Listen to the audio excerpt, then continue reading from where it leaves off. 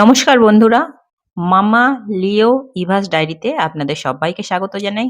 দেখুন কালকে রাত্রেবেলায় আমার লিও সবাইকে টাটা বলে ঘুমিয়েছিল।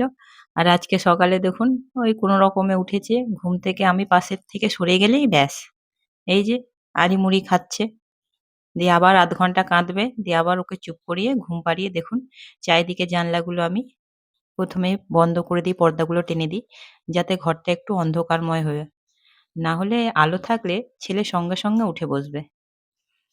চারিদিকে প্রথমেই আমি জানলাগুলো ঘুম থেকে উঠেই আগে বন্ধ করি। এই যে দেখুন কালকে রাত্রেবেলা খেলাধুলা করে কি অবস্থা করেছে বেডটাকে, আবার ওটাকে এখন গুছোবো। তার চেয়ে ভালো আগে অন্ধকার ঘরগুলোকে একটু আলোকিত করি।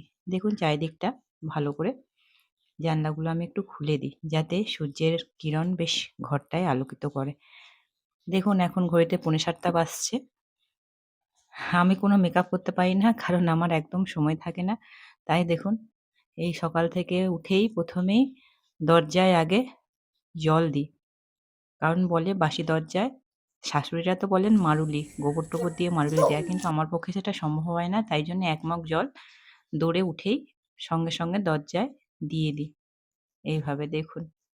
আপনারা কি এইভাবেই জল-টল দেন না মারুলি দেন? জানাবেন। তারপরে একটু সূর্য প্রণাম অবশ্যই করি। দেখুন বাসি বাসনপত্র নামিয়ে দিলাম। নামিয়ে দেয়া হলো আমাদের ডাস্টবিন। ময়লা নেসে ডাস্টবিনটা নিয়ে যাবে।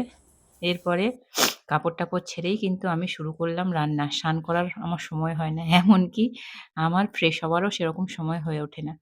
এরপরে দেখুন যেহেতু কর্তামশাই খুব তাড়াতাড়ি কাজে বেরিয়ে যান, তাই জন্যেই আমি আগেভাগেই ভাতটা চাপিয়ে দিলাম। এরপরে তরকারিগুলো কাটবো। ছেলেমেয়ে যতক্ষণ ঘুমিয়ে আছে ততক্ষণের মধ্যেই কিন্তু আমাকে সব সেরে ফেলতে হবে। ঘরে একা থাকি, একা হাতেই সব কাজ। তাই যদি না সেরে ফেলি তাহলে ছেলেকে নিয়ে করা খুব মুশকিল হয়। নিয়ে করতে হয় অনেক সময়, কিন্তু খুবই মুশকিল হয়ে পড়ে। এই যে ভাতের হাঁড়িতে, ছোট্ট পরিবার তাই হাঁড়িটিও ছোট্ট। চাল ধোয়া জলটিকে কিন্তু আমি ফেলি না। আমার এই ছোট্ট ছোট্ট গাছগুলো ভীষণ ভালো লাগে। তাই এদেরকে যত্নের জন্যে সেই চাল ধোয়া জলগুলো এই গাছগুলোতে আমি দিয়ে দিই। এই ছোট্ট গাছগুলো এরাও কিন্তু আমাদের সঙ্গী, আমাদের ঘরের একটা করে মেম্বার। এরপরে চলুন আজকের রান্নার পাট বসাই। তার জন্যে এই যে সব সবজি-টবজিগুলো বার করে নিই আগে। দিয়ে বার করে কাটাকাটি শুরু করে দিই। আপনারাও কি এত সকালেই রান্না করেন বন্ধুরা? এই শুরু হলো, আজকে ভাবছি একটু আলু আর পেঁপে দিয়ে ডিম কষা করি। কর্তামশাইয়েরও পেঁপেটা বেশ ভালোই লাগে। তাই জন্যে একটু আলু আর ডিম কষা করি পেঁপে দিয়ে। পেঁপেটা দেখুন, এটা কিন্তু আমাদের গাছেরই পেঁপে। বেশ সুন্দর। বীজ সেরকম কিন্তু এক্কেবারেই হয় না। গাছেরই পেঁপে নিজেই হয়েছিল। এটাকে কিন্তু আমরা লাগাইনি। আর যে গাছগুলোকে লাগিয়েছিলাম সেই গাছগুলো আবার ভালো মতো পেঁপেই দেয় না। এই আলুগুলোকে একটু লম্বা লম্বা কেটে এরপরে দেখুন পেঁপেটা কিন্তু আমি আর ছুরি দিয়ে কাটতে পারলাম না। ওটাকে কিন্তু আমি বটি দিয়েই কাটলাম। আর এদিকে একটু করলা ভাজিয়া করি, তাই জন্যে করলাটাকে ভালো করে কুচি কুচি করে কেটে নিয়েছি, ধুয়ে নিয়েছি। এরপরে চলুন রান্না বসিয়ে দিই। রান্নার মাঝে মাঝেই কর্তামশাইয়ের হুকুম হলো, একটু গ্রিন টি দাও। গ্রিন টিটা শুট করার আর সময় হয়নি, আর আমিও নিজে খেতে পাইনি। একেবারেই সময় হয় না। কারলাটা ভাজা হয়ে এসছে। এরপরে চলুন চাপিয়ে দিই, ছেলেমেয়েরাও তো খাবে। তাদের জন্যে একটু ডাল বসিয়ে দিই। একটু মিক্সড ডাল না বসালে ছেলেমেয়েগুলো খাবে কি?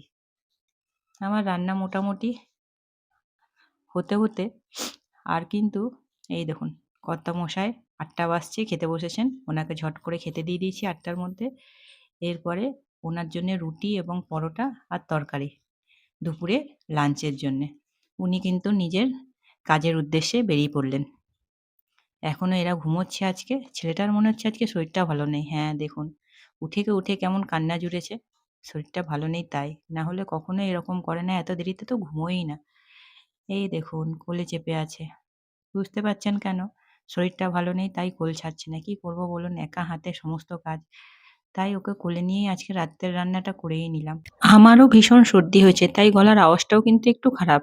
বন্ধুরা কিছু মনে করবেন না, একটু মানিয়ে নেবেন। নাকটাও বারবার টানছি, বুঝতেই পারছেন সর্দি হয়েছে। এদিকে দেখুন দিদিমণি আমার উঠে ব্রাশ করতে শুরু করেছেন। বড় ঢ্যাঁটা।